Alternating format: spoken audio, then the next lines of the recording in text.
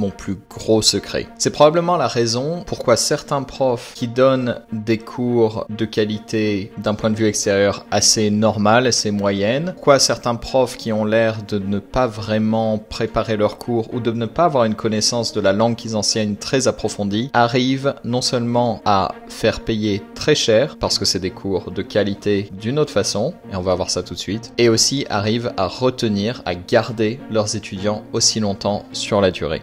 On vit dans un monde très isolé. On est tous sur nos écrans, on est tous en déficit de relations sociales, on passe pas assez de temps avec notre famille, avec nos amis, et surtout, on a de plus en plus de mal à avoir des moments où on peut parler librement et se sentir écouté. J'ai une phrase que j'ai en tête depuis 10 ans, depuis que j'ai commencé à travailler sur Internet, c'est « Étant donné les évolutions du monde, il y a 2 domaines dans lesquels on doit être excellent, quel que soit notre travail. C'est d'un côté avec les machines, donc par machine j'entends les ordinateurs, l'intelligence artificielle, toutes ces choses-là, et de l'autre côté avec les humains. Les compétences humaines intrinsèques, c'est-à-dire les choses qui ne pourront jamais être remplacées par des machines ou difficilement. Et une compétence qu'on peut très facilement développer en étant prof de langue, c'est notre aspect humain, c'est notre communication. Si tu me connais pas et que tu arrives sur cette chaîne, je m'appelle Tom et depuis 10 ans, j'enseigne le français en ligne sur les plateformes et maintenant sur mon propre site. Et j'ai commencé cette carrière par hasard, j'ai pas de diplôme dans l'enseignement du français ni quoi que ce soit, j'ai appris sur le tas et sur cette chaîne, je partage mes conseils pour que tu puisses reproduire ma réussite ou la réussite d'autres personnes qui suivent cette chaîne. Au début, quand j'ai commencé, je pensais qu'il y avait une logique très simple, les gens veulent des cours de langue, ils veulent apprendre une langue, ils veulent progresser. Si je leur donne des bons cours de langue dans lesquels ils progressent, même si c'est dur, ils vont rester et ils vont aimer ces cours. Ça va être des cours agréables pour eux. J'avais tout faux. En fait, il y a une différence entre ce que les gens disent qu'ils veulent. Oui, ils veulent des résultats en français parce qu'ils peuvent pas imaginer d'autres choses qu'ils viennent chercher dans les cours. Mais rapidement, quand on donne des cours, et tu as peut-être cette expérience si tu donnes des cours, tu vois qu'il y a une relation particulière qui se crée avec certains étudiants. Souvent, les étudiants avec qui tu as une affinité, avec qui tu arrives à parler de choses qui les intéressent et qui t'intéressent aussi. Certains étudiants avec lesquels tu as une relation très proche, la limite ou clairement dans l'amitié, ou même des fois, ça m'est arrivé, il y a eu des choses qui étaient un petit peu niveau flirtouille. C'était il y a longtemps. Maintenant, je suis beaucoup plus professionnel et surtout, mes étudiants sont en général beaucoup plus vieux que moi. Avec certains étudiants, c'était super facile. L'heure de cours passait super vite, l'heure de conversation passait super vite. On avait toujours des sujets de conversation. On voulait pas que ça s'arrête. Et surtout, ils reprenaient des cours. Ils voulaient reprendre des cours. Ils étaient super addicts aux cours. Et qu'avec d'autres étudiants, pourtant qu'ils faisaient des bons progrès, ça passait pas et je les perdais après 5 ou 6 cours. Quand je me suis rendu compte de cet écart, je me suis dit qu'il fallait que j'apprenne à avoir plus de cours comme avec les premiers étudiants. C'est logique. Du coup, j'ai cherché à améliorer ça. Et j'ai fait plusieurs choses que je vais t'expliquer tout de suite que tu peux mettre en place directement sur ton profil, sur ton site, dans ton activité, dans les cours que tu as, pour que tu aies des conversations passionnantes, que ce soit des cours vraiment meilleurs. Donc là, on parle de cours de conversation, hein, mais ça peut s'appliquer pour d'autres types de cours. Des cours qui soient vraiment meilleurs pour tes étudiants et qui soient vraiment sympas pour toi aussi, quels que soient tes centres d'intérêt, quelle que soit ta personnalité. La première chose, c'est montre qui tu es dans ton profil. Il y a trop de profils sur les plateformes ou même sur les sites ou sur les Instagram où la personne n'a pas de personnalité. Dire j'aime voyager et j'aime lire, ça veut rien dire. Tu peux aimer lire Mein Kampf et voyager, ça veut dire faire un week-end chez ta grand-mère une fois par an. C'est pas du tout la même vibe que quelqu'un qui va lire Karl Marx et qui aime faire le tour du monde en stop. Donc, sois précis. Évidemment, si ton livre préféré c'est celui que j'ai cité en premier, peut-être déjà et ensuite ne fais rien de ta vie, ne parle pas à des gens. Donc, sois précis. Par exemple, au lieu de dire « j'aime la nature », dire « j'aime la randonnée, je viens de faire telle randonnée en Corse ou je sais pas, j'y connais rien en randonnée.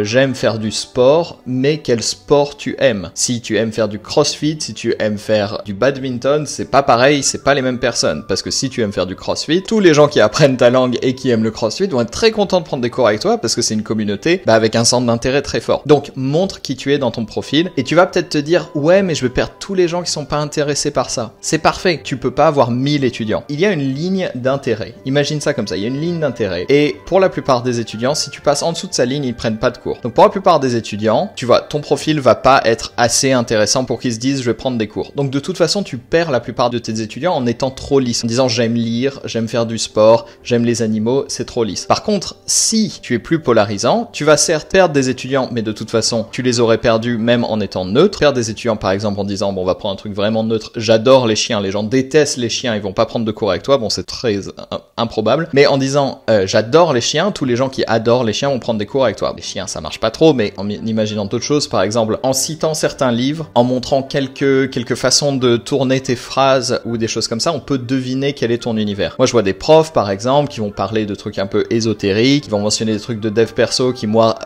ça me plaît pas trop, c'est pas trop mon kiff. Je sais très bien comment vont être ces profs là, je vais pas prendre de cours avec. Par contre un autre prof qui va parler de mots un peu plus tech ou qui va parler de choses, de valeurs qui sont un peu plus proches des miennes, de visions du monde qui sont plus proches des miennes par les livres qu'il cite ou même des fois sa façon de s'habiller ou sa façon de parler, je vais avoir envie de prendre des cours avec ce prof. Mais je m'en fous de son niveau d'enseignement ou de son expérience et tout ça. Donc c'est ça qui est important. Montre qui tu es réellement. Tu vas attirer des gens comme toi et ça va donner des cours beaucoup plus faciles. On continue. Pendant les cours, comment faire? Alors là, on va rentrer dans le tactique. Commence par du small talk. Si tu parles pas bien anglais, apprends à faire du small talk en anglais. Du small talk, c'est le bavardage, c'est parler de la pluie et du beau temps. C'est super important. On a tendance à dire oui, ça sert à rien, mais non, pas du tout. Ça montre qu'on est friendly, qu'on est sympa et qu'on est capable d'avoir des interactions sociales comme un adulte normalement constitué et que on sait sourire et mettre la personne à l'aise. On commence par des sujets neutres avant de rentrer dans des choses plus personnelles parce que les gens n'ont pas envie de s'ouvrir et de parler de leurs choses les plus intimes et personnelles à quelqu'un qu'ils ne connaissent pas. Ensuite, commence par raconter ce qui se passe dans ta vie, donc quand tu as déjà des cours avec les étudiants, et parle de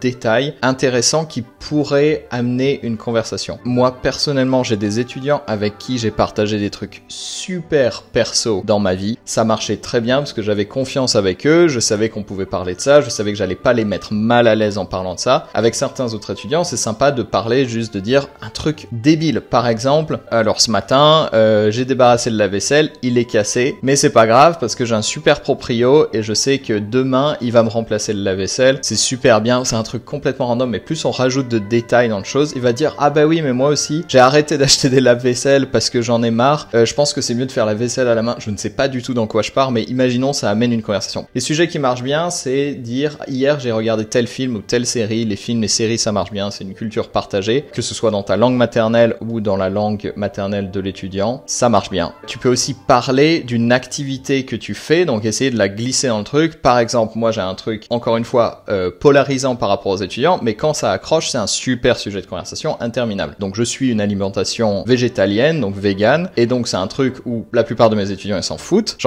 J'ai peut-être perdu potentiellement des étudiants qui sont graves anti-vegan, mais moi ça m'arrange un peu parce que ça va éviter des conversations très chiantes pour nous deux. Mais quand j'ai des étudiants végétariens ou véganes ou qui s'intéressent à ça, ils adorent poser des questions, ils adorent en parler, et quand eux aussi ils sont là-dedans, on a des conversations interminables. Donc mentionner des détails comme ça sont super bien. Par exemple, je fais du stand-up en anglais. Ça c'est un truc qui intéresse énormément mes étudiants, et donc maintenant je le mentionne toujours parce que du coup ils vont me poser des questions. Là tu notes que pour l'instant c'est moi qui parle de ma vie. On a parlé de conversations passionnantes, mais pour l'instant c'est toi en tant que prof qui va raconter ta vie, et c'est super important, et je vais t'expliquer pourquoi. En étant vulnérable toi-même d'abord, tu vas mettre l'étudiant à l'aise. Pour deux raisons. Déjà parce que en communication, c'est mieux de montrer exemple en étant soi-même vulnérable, parce que la plupart des gens n'ont pas envie de raconter leur vie, ils ont peur d'être jugés. Par exemple, un étudiant qui va te dire je suis vegan, il va probablement avoir peur que tu fasses des jugements en disant oui mais bon les animaux c'est quand même bon,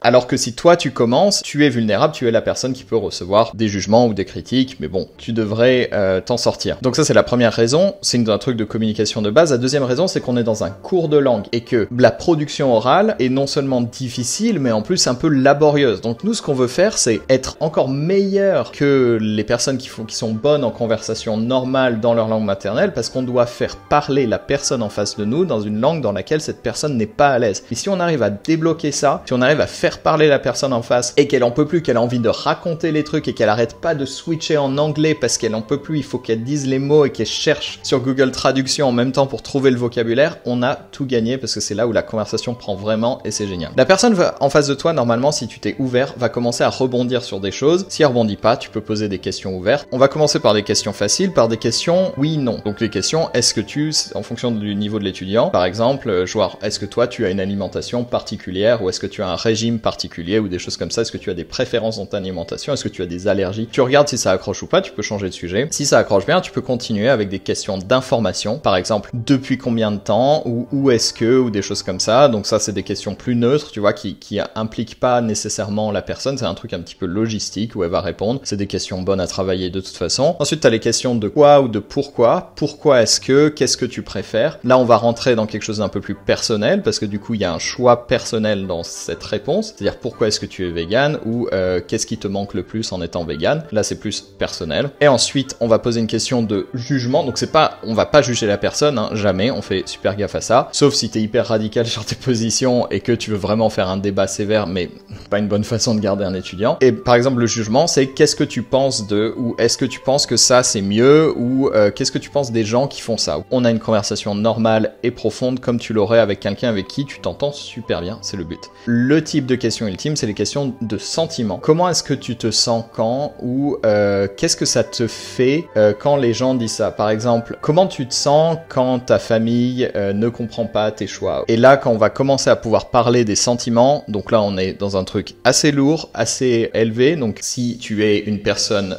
psychopathe ou narcissique qui regarde cette vidéo, n'utilise pas ces choses-là pour manipuler les gens. Si tu es une bonne personne normale, fais gaffe quand même, parce que là on va rentrer dans la zone un peu où tes étudiants vont commencer à te raconter leur vie, de façon personnelle, avec ce qu'ils ressentent et tout ça. Mais là on est dans une conversation super intéressante. C'est le genre de conversation qu'on a avec nos amis à 3h du matin, où là genre on parle de trucs hyper perso auxquels on n'avait jamais parlé. Et si on arrive à créer cette atmosphère avec nos étudiants, et là je dis bien qu'il faut faire attention à ce que nous aussi on soit ouverts et qu'on arrive à créer cette atmosphère, on va être dans un truc génial. Je peux pas arrêter les cours parce que j'adore parler avec mes étudiants de certains trucs, et de certains trucs qui sont pas genre parler de la culture française ou des animaux et des couleurs, mais parler de trucs perso dans nos vies intenses, et c'est des super sujets de conversation. Quand j'apprends une langue, je ne parle que de choses perso de ma vie parce que j'en ai rien à foutre des autres sujets, ils sont chiants. Alors un autre truc pour être très bon dans ces conversations, moi j'ai une mémoire claquée au sol pour tout ce qui est des informations perso sur les gens. Par exemple, le nom de leurs animaux. Dès que tu as un étudiant qui mentionne son animal de compagnie, tu prends des notes. Le nom de l'animal, toutes les infos que tu peux choper. Les gens adorent leurs animaux de compagnie. Et quand tu commences ton cours et que tu dis comment va Yuki, et que tu te souviens que c'est un Shepherd Yorkshire, où je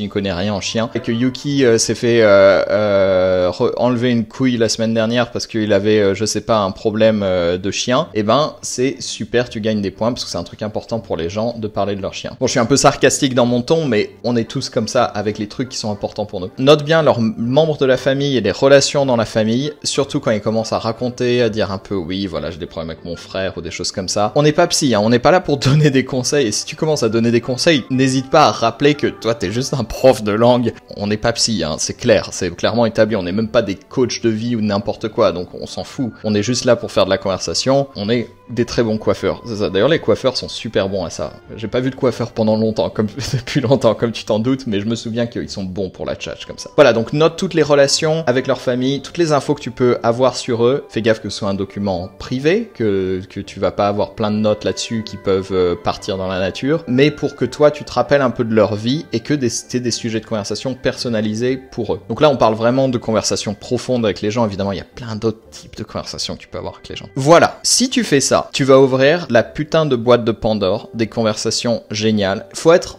chaud aussi soi-même. Ça va t'apprendre aussi à bien écouter les gens, ce qui est une compétence qui peut se transférer, que moi je ne transfère pas du tout quand je ne suis pas payé avec mes cours. Je suis une merde pour écouter les gens et leurs problèmes. Pas vraiment, mais je suis pas aussi attentif que je devrais. C'est une expérience humaine, unique. Et là, pour le coup, vraiment, le fait que toi, tu sois un vrai être humain en chair et en os qui a des expériences humaines aussi, fait que tu te garantis un peu de pas être remplacé par Duolingo qui va développer un chatbot, ou par italki qui va développer un chatbot avec une tête en 3D qui va remplacer les profs de langue. Toi, étant une vraie personne humaine qui a des expériences et la personne en face de toi le sait, c'est ça qui va créer une valeur unique. Et donc, en tant qu'être humain, tu vas devenir un service haut de gamme parce que, t'es pas là pour juste faire réciter des conjugaisons et pour expliquer 2-3 traductions de grammaire et suivre des conversations formatées sur comment réserver une chambre d'hôtel ou des trucs comme ça. Donc j'espère que cette vidéo t'a plu. N'hésite pas à t'abonner si tu veux en voir plus souvent.